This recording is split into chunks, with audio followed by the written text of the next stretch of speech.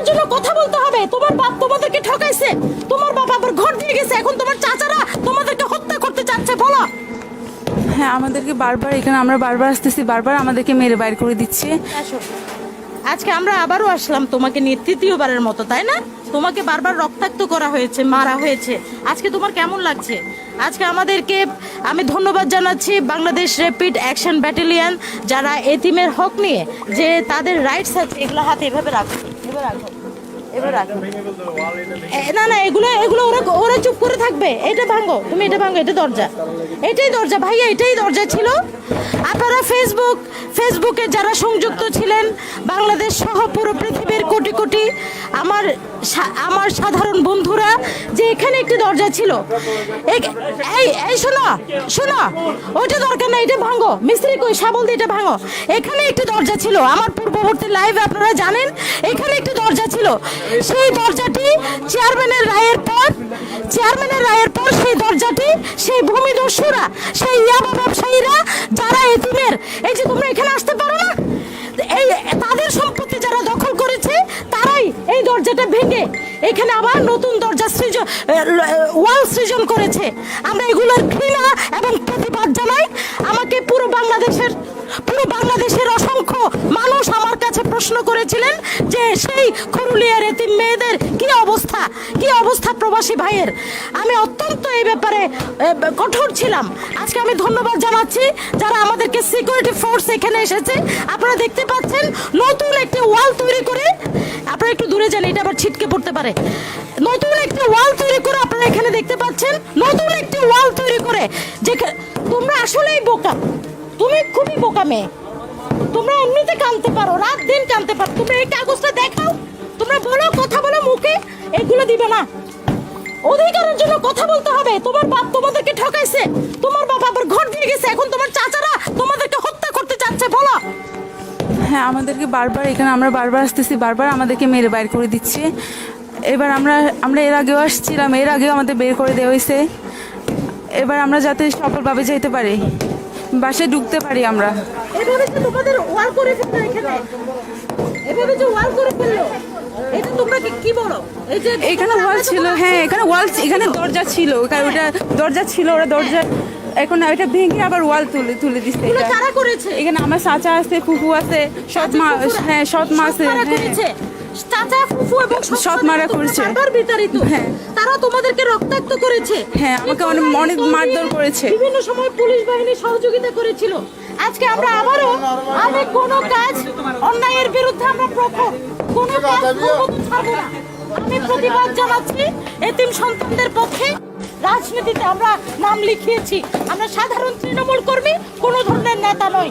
Post পদবি ছাড়া কোনো পৃথিবীর যারা মন্ত্রী পরিষদের সদস্য, সংসদ সদস্য, তাদেরকে বলবো, এই যে দেখুন, এতিমের ঘর বন্ধ করেছিল এই সপ্তাহে। যে এই সম্পত্তি চাচারা পাবে না, ফুফুরা পাবে না। তাই র্যাপিড অ্যাকশন ব্যাটালিয়ন আমাদেরকে আজকে সহযোগিতা করেছে নিরাপত্তার জন্য। তুমি সবাইকে ধন্যবাদ জানাও, যারা এই পর্যন্ত ফেসবুকে তোমাদেরকে সহযোগিতা করেছে এবং সারা পৃথিবীর মানুষ তোমাদেরকে মানসিকভাবে তোমাদের পাশে ছিল। হ্যাঁ, আমি ধন্যবাদ জানাচ্ছি সবাইকে যারা এ পর্যন্ত আমাদের পাশে ছিলেন এবং আছেন এবং থাকবেন। আপনাদের আমি সেকেন্ড ইয়ারে পড়ি। তোমার নামটা বলে দাও। আমার নাম ফৌজিয়া তাবাসসুম। এবং তোমাদের ঘটনাটা বলে দাও, কি ঘটনা হয়েছিল আসলে? আসলে আমার আম্মুর সাথে আমার ডিভোর্স হয়েছিল, আর ওখানে একটা সালিশনামা হয়েছিল, ওখানে লিখে দেওয়া হয়েছিল এই বাড়িটা আমাদের নামে লিখে দেওয়া হয়েছিল। আমার আব্বু লিখে দিচ্ছে ওটা আমাদের নামে, এটা এখানেও লেখা আছে। কিন্তু তারপরও ওরা আমরা এখানে আসছিলাম, বারবার আমাদেরকে মেরে বের করে দেওয়া হয়েছে। আমার আপুকে অনেক মারছে, আপুকেও মেরেছি, আমার আপুকে তো রক্তাক্ত করছে, আমাকে অনেক মারছে। এরপরে আবার পরিষদ, এই যে স্থানীয় সালিশনামায় যখন তোমার নামটা বলো। আমার নাম তাবাসসুম এবং টুম্পা রাশেদের মা, যখন তাদের মা বাবার ডিভোর্স হচ্ছিল, তখন স্থানীয় সালিশনামা কোর্ট একটি রায় লিখে দিয়েছিল যে এই বাড়িটি, বসত ভিটাটি 3 সন্তানের জন্য উন্মুক্ত থাকবে। এবং তার পিতা গত কয়েক বছর আগে মৃত্যুবরণ করেছেন।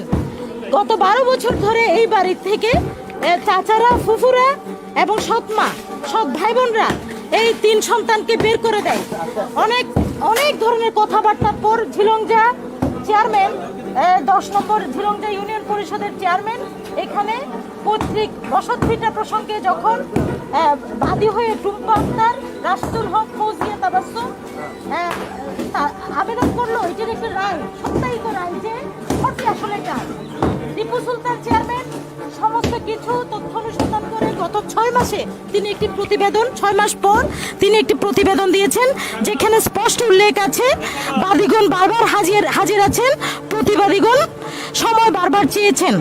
হ্যাঁ, যার ফলে তিনি বিভিন্ন সময় দেওয়ার পরও তিনি পূর্ববর্তী সমস্ত তথ্য অনুসন্ধান করে এবং তাদের টুম্পা, তাবাসসুম, রাশেদের বাবা মায়ের ডিভোর্সের কাগজপত্র অনুসন্ধান করে তিনি বলে দিয়েছেন এই জায়গা খানা, এই বাড়িখানা, দুটো বাড়ির পাশাপাশি আপনারা দেখতে পাচ্ছেন দুটো দরজা। ওই ফজলুর রহমান দুজন স্ত্রী গ্রহণ করেছিলেন, একজন স্ত্রীর জন্য এই বাড়িটা, একজন স্ত্রীর জন্য এই ফ্ল্যাটটা, দুই ফ্ল্যাট। মাঝখানে একটি ওয়াল ছিল, আপনারা দেখতে পাচ্ছেন একসময় একটি ওয়াল ছিল, ওখানে ওয়ালের একটি চিহ্ন দেখা যাচ্ছে, সেই ওয়ালটিও তারা ভেঙে ফেলে। চাচারা ইয়াবা ব্যবসার সাথে জড়িত, ভূমিদস্যুতার সাথে জড়িত। আমি ভবিষ্যতে সেই চাচা ফুফুদেরকে বলবো, পৃথিবীর সমস্ত চাচা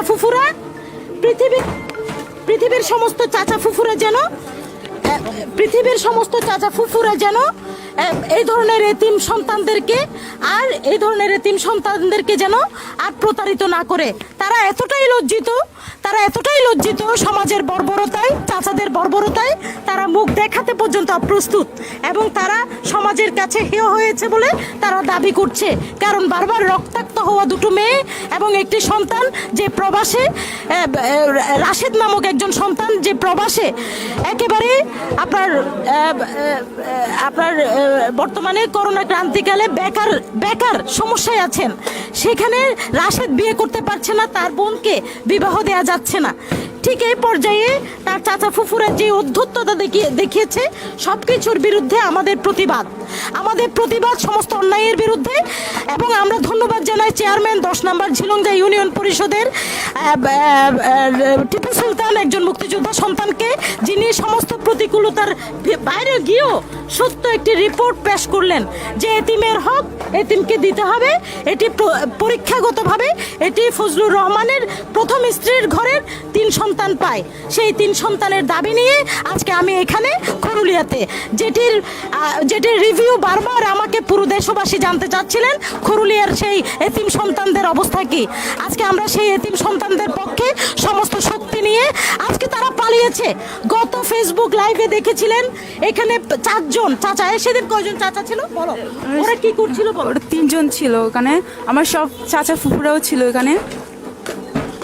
ওরা ওখানে আসে অনেক হামলাবাজি করতেছিল, আপনারা তো দেখছেন সবাই ওইখানে। আরও ওরা অনেক রকমের আমাদেরকে ঢুকতেই দেয় নাই বলতে গেলে, আরও অনেক অবস্থা হয়েছিল, অবস্থা অনেক খারাপ ছিল। ওইবারে পারিনি, এবার ইনশাল্লাহ পারবো।